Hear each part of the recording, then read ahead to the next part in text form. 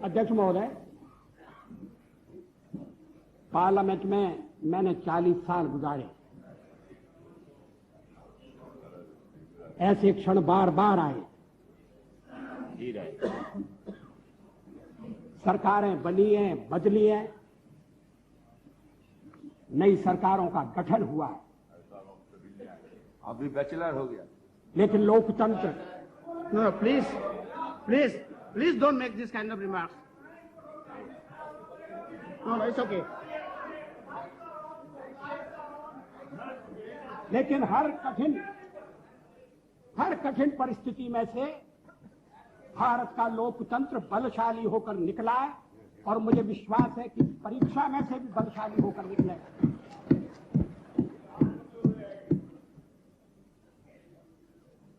मैंने 40 साल आलोचना की है।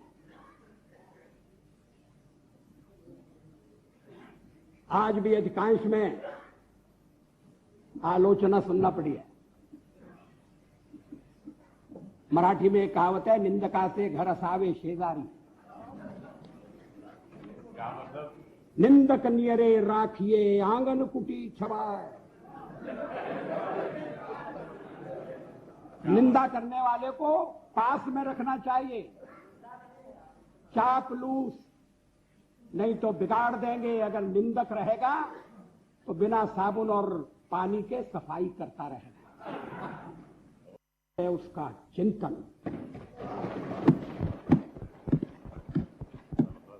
मित्रों, अध्यक्ष महोदय,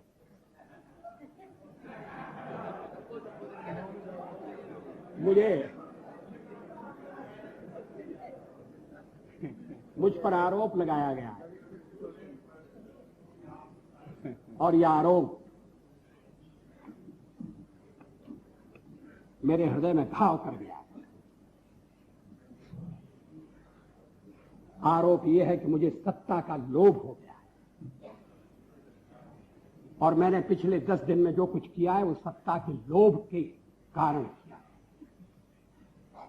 अभी थोड़ी देर पहले मैंने उल्लेख किया कि मैं 40 साल से सदन का सदस्य हूं। सदस्यों ने मेरा व्यवहार देखा है, मेरा आचरण देखा है। जनता दल के मित्रों के साथ मैं सत्ता में भी रहा हूं। कभी हम सत्ता के लोभ से गलत काम करने के लिए तैयार नहीं। यहां श्री शरद पवार बैठे हैं। जब मेरे मित्र जसवंत सिंह जी भाषण कर रहे थे तो शरद पवार नहीं थे। वो जसवंत सिंह जी कह रहे थे कि किस तरह से शरद पवार ने अपनी पार्टी तोड़कर हमारे साथ सरकार बनाई थी, सत्ता के लिए बनाई थी या महाराष्ट्र के भले के लिए बनाई थी, ये अलग बात है। मगर उन्होंने अपनी पार्टी तोड़कर हमारे साथ सहयोग किया। मैंने तो ऐसा कुछ नहीं किया। बार बार इस चर्चा में एक स्वर जनाए सुनाई दिया है कि वाजपेयी तो अच्छा है मगर पार्टी ठीक है।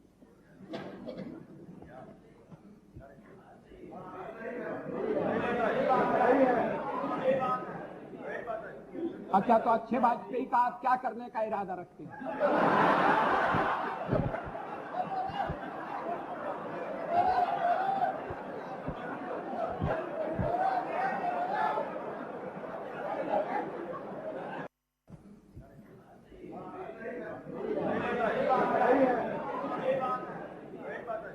अच्छा, तो अच्छे वाजपेयी का आप क्या करने का इरादा रखते हैं?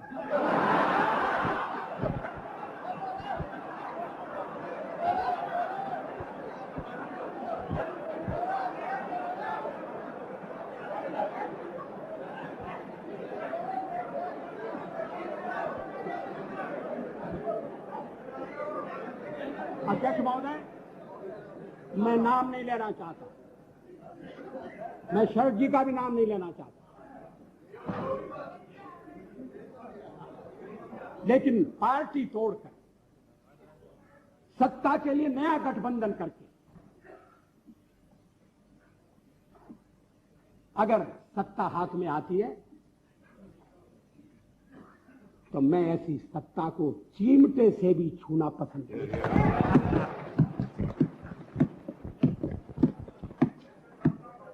न भीतर अमृतो मरणादस्मि केवलम दूषितो यशः। भगवान राम ने कहा था, मैं मृत्यु से नहीं डरता, अगर डरता हूं तो बदनामी से डरता हूं, लोकापवाद से डरता हूं। 40 साल का मेरा राजनीतिक जीवन खुली किताब है। लेकिन जनता ने जब भारतीय जनता पार्टी को सबसे बड़े दल के रूप में समर्थन दिया, तो क्या जनता की अवज्ञा होनी चाहिए? जब राष्ट्रपति ने मुझे बुलाया और सरकार बनाने के लिए बुलाया और कहा कि कल आपके मंत्रियों की शपथ विधि होना चाहिए और 31 तारीख तक आप अपना बहुमत सिद्ध कीजिए, तो क्या मैं मैदान छोड़कर चला जाता? मैं पलायन कर जाता? जिस जनता का हमने विश्वास अर्जित किया है, और आप इकट्ठी भीड़ न करें। मैं अलग अलग पीछे, अब जब मैंने चर्चा आरंभ की थी तब इसका स्पष्टीकरण किया था। क्या यह तथ्य नहीं है कि हम सबसे बड़े दल के रूप में उभरे? अब जो और तर्क दिए जा रहे हैं मैं उन पर आऊंगा। क्या मैं राष्ट्रपति महोदय से कहता कि नहीं, पहले मुझे जरा बात कर लेने दो,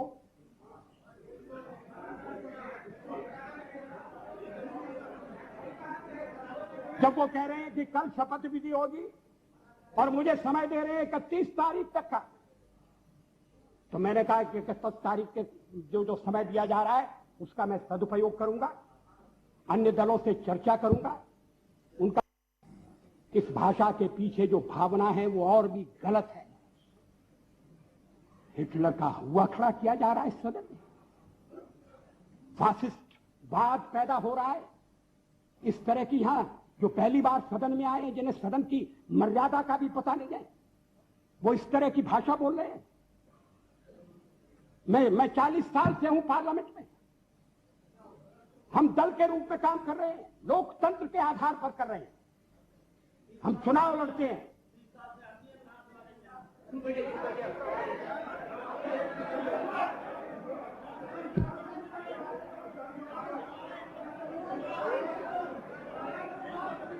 Please. अध्यक्ष महोदय, Please have patience to listen. गठबंधन बनाकर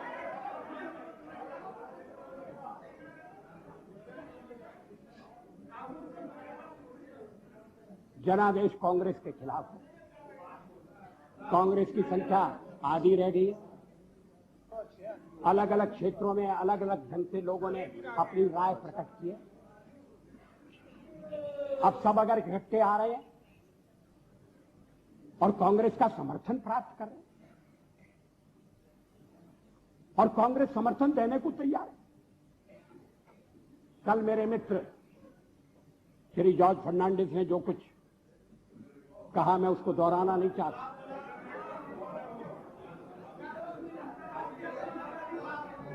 अगर आप चाहें तो फैसला कर सकते हैं कि भाई हमने एक दूसरे को गाली दी होगी, मगर चलो छोड़ो, आज तो सबको मिलकर बीजेपी को गाली देना है। अगर ये सामूहिक निर्णय है, मुझे कुछ कहना नहीं, लेकिन इस तरह का निर्णय नकारात्मक होगा, इस तरह का निर्णय प्रतिक्रियात्मक होगा, इस तरह का निर्णय केवल हमें आने से रोकने के लिए होगा, और ये लोकतंत्र को स्वस्थ बनाने वाली परंपरा नहीं डालेगा। ये आज मैं आपको चेतावनी देना चाहता हूं। अध्यक्ष महोदय, जब मैं राजनीति में आया, मैंने कभी सोचा भी नहीं था कि मैं एमपी बनूं। मैं पत्रकार था, और ये राजनीति, जिस तरह की राजनीति चल रही है, मुझे रास नहीं आती।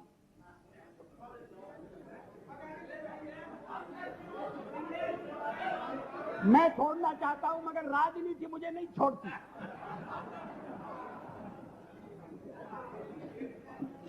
विरोधी दल का नेता हुआ,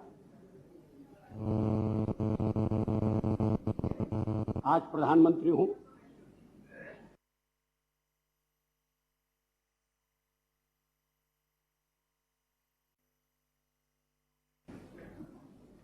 थोड़ी देर बाद मैं रहूंगा।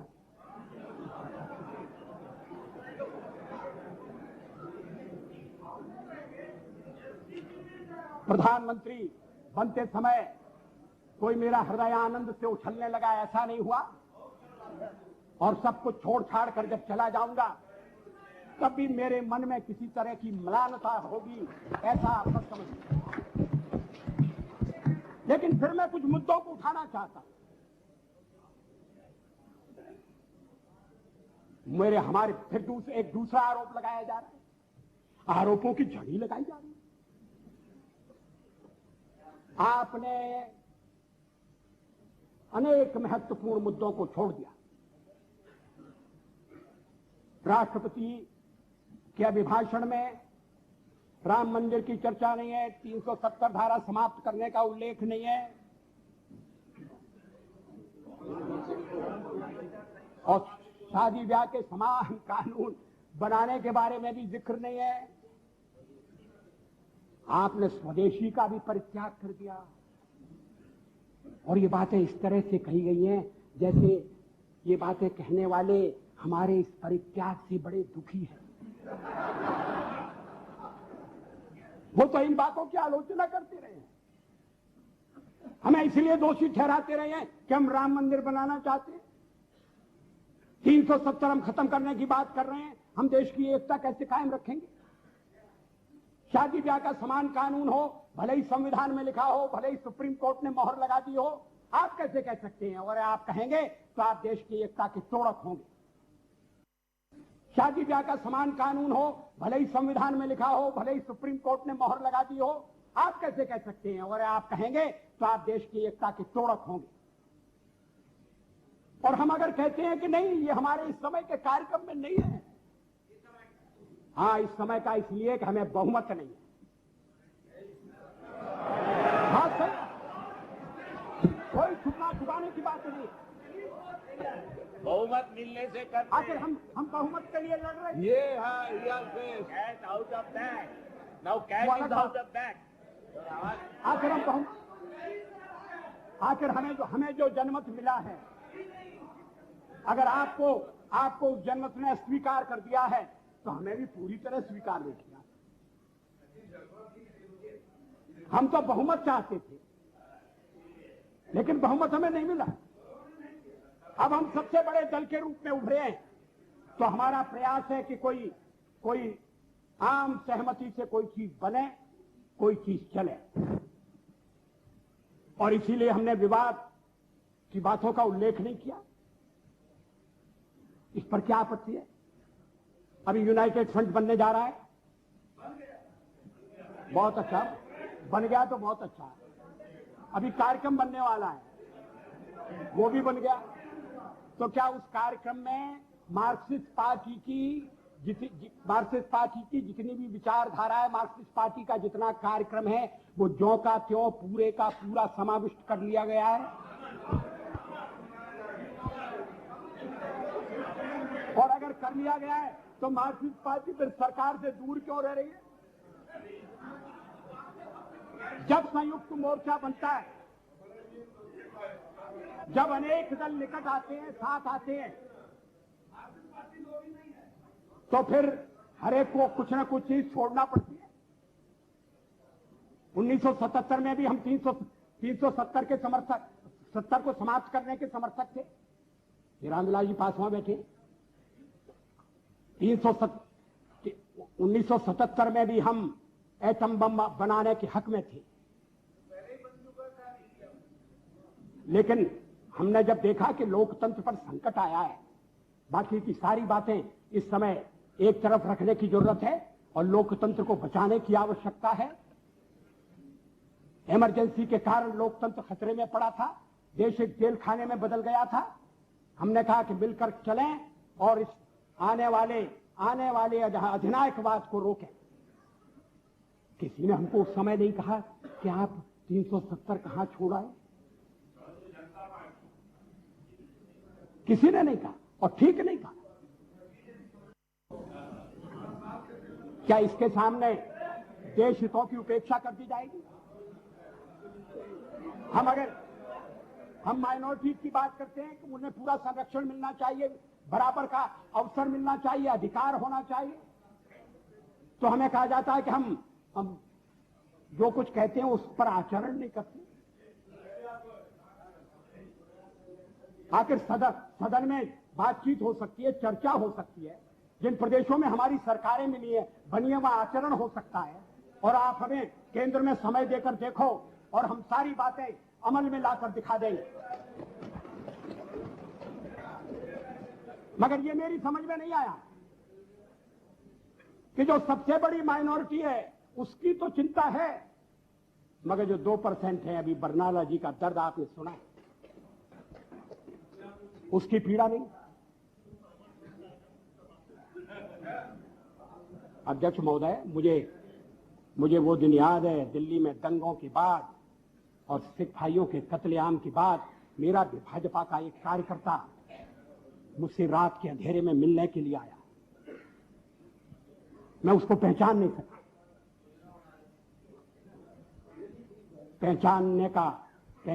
सका क्योंकि उसके बाल कटे हुए थे, उसके केश कटे हुए थे, दाढ़ी कटी हुई, केश कटे हुए थे। मैंने कहा तुम वही हो, तुमने ये क्या रूप बनाया, रात में क्यों आए हो, चुप कर क्यों आए हो, चोरी छिपे क्यों आए। कहा मैं दिन में आपके पास नहीं आ सकता, मैं केश धारण करके बाहर नहीं निकल सकता, इसलिए मैंने केशों की बलि चढ़ा दी है। मैंने दाढ़ी से भी मुक्ति मांग ली है और मैं रात को आया हूं आपके पास अपना दुखड़ा रोने के लिए, अपनी व्यथा रोने के लिए। उस समय हमने दिल्ली के सिखों की वकालत की थी, चुनाव में हमें घाटा हुआ। सिख विरोधी भावना भड़काकर कांग्रेस ने सत्ता किया, हमने ऐसा बात कभी नहीं किया।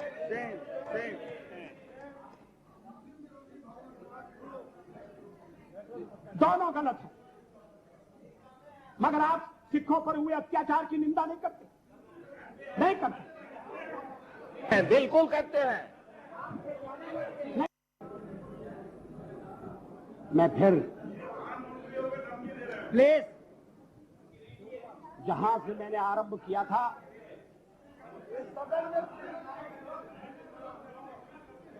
वहां अपने भाषण को ले जाना चाहता हूं। देश में ध्रुवीकरण नहीं होना चाहिए, न सांप्रदायिक आधार पर, न जातीय आधार पर, न राजनीति ऐसे दो खेमों में बंटनी चाहिए कि जिनमें संवाद न हो, जिनमें चर्चा न हो। देश आज संकटों से घिरा है और ये संकट हमने पैदा नहीं किए। जब कभी आवश्यकता पड़ी संकटों के निराकरण में हमने उस समय की सरकार की मदद की है। उस समय के प्रधानमंत्री नरसिंह राव जी ने भारत का पक्ष रखने के लिए मुझे विरोधी दल के नेता के नाते जेनेवा भेजा था और पाकिस्तानी उसे देखकर चमत्कृत रह गए।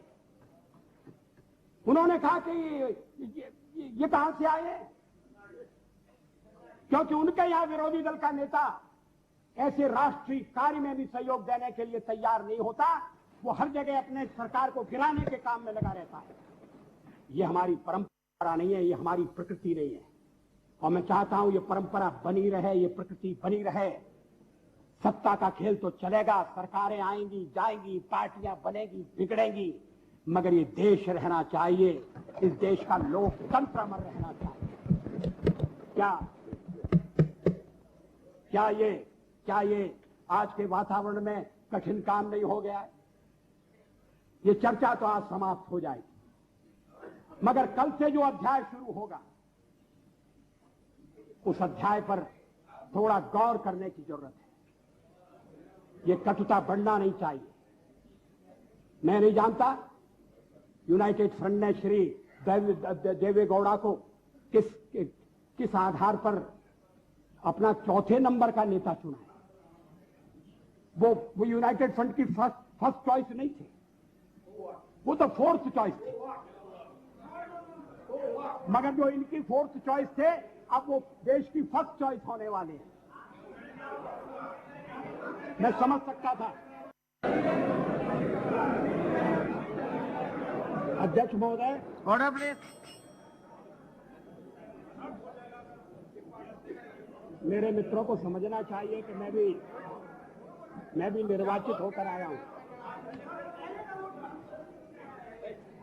उन्हें यह भी समझना चाहिए कि मैं सबसे नेता के नाते राष्ट्रपति महोदय द्वारा प्रधानमंत्री नियुक्त हुआ हूं।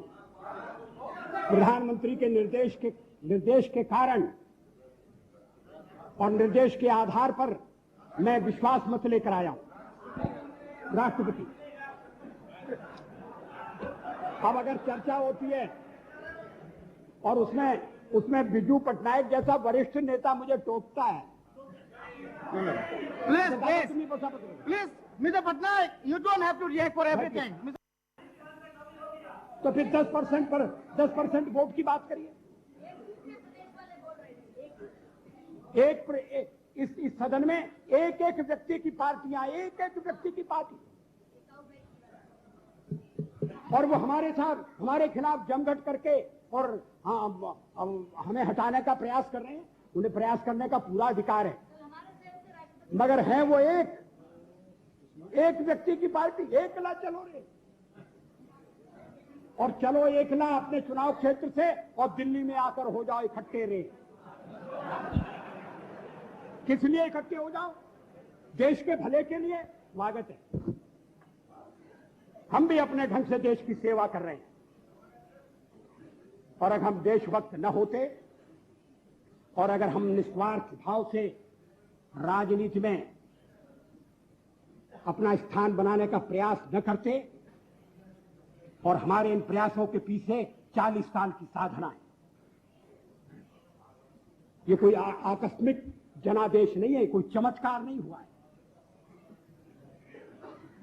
हमने मेहनत की, हम लोगों में गए, हमने संघर्ष किया है। पार्टी 365 दिन चलने वाली पार्टी है। ये कोई चुनाव में कुकुर मुक्के की तरह से खड़ी होने वाली पार्टी है। और आज हमें अकारण कटघरे में खड़ा किया जा रहा है, क्योंकि हम थोड़ी ज्यादा सीटें नहीं ले सके। हम मानते हैं हमारी कमजोरी है, हमें बहुमत मिलना चाहिए। राष्ट्रपति ने हमें अवसर दिया, हमने उसका लाभ उठाने की कोशिश की है, हमें सफलता नहीं मिली, वो अलग बात है। लेकिन हम फिर भी सदन में सबसे बड़े विरोधी दल के रूप में बैठेंगे, और आपको हमारा सहयोग लेकर सदन चलाना पड़ेगा, इस बात को मत भूलिए। मगर सदन चलाने में और ठीक तरह से चलाने में हम आपको पूरा सहयोग देंगे, ये आपको आश्वासन देना चाहते हैं। मगर सरकार आप कैसी बनाएंगे, वो सरकार किस कार्यक्रम पर बनेगी, वो सरकार कैसी चलेगी, मैं नहीं जानता। लेकिन जहां तक दलितों का सवाल है, शेड्यूल कास्ट के टोटल मेंबर्स हैं 77, और उनमें से 29 मेंबर्स बीजेपी के चुने गए।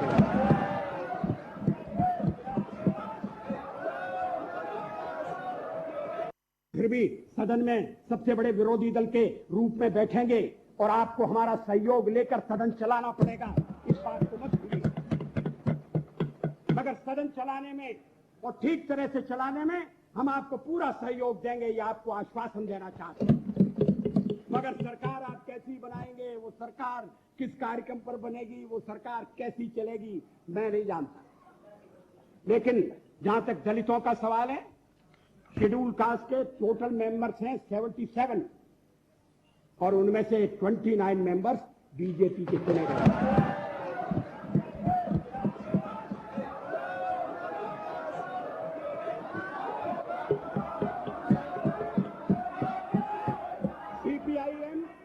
सीपीआईएम के 5 मेंबर हैं, सीपीआई 1 मेंबर है, कांग्रेस 15 मेंबर है, जनता दल 7 मेंबर है, और सबसे ज्यादा हमारे मेंबर हैं।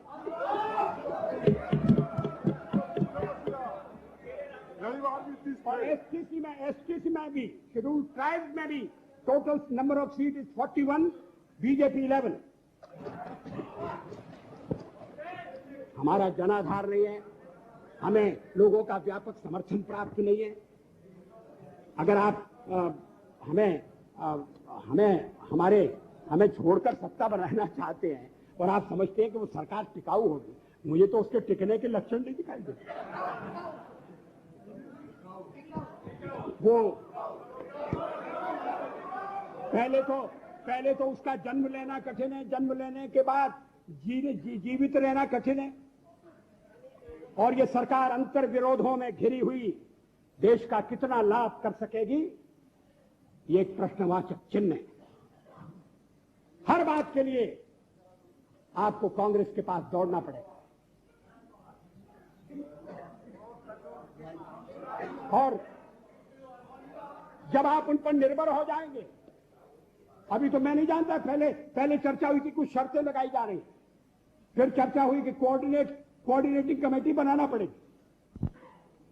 फ्लोर पर भी हम लोग कोऑर्डिनेशन करते हैं, उसके बिना तो सदन नहीं चलता। आप सारा देश चलाना चाहते हैं, बड़ी अच्छी बात है, हमारी शुभकामनाएं आपके साथ हैं।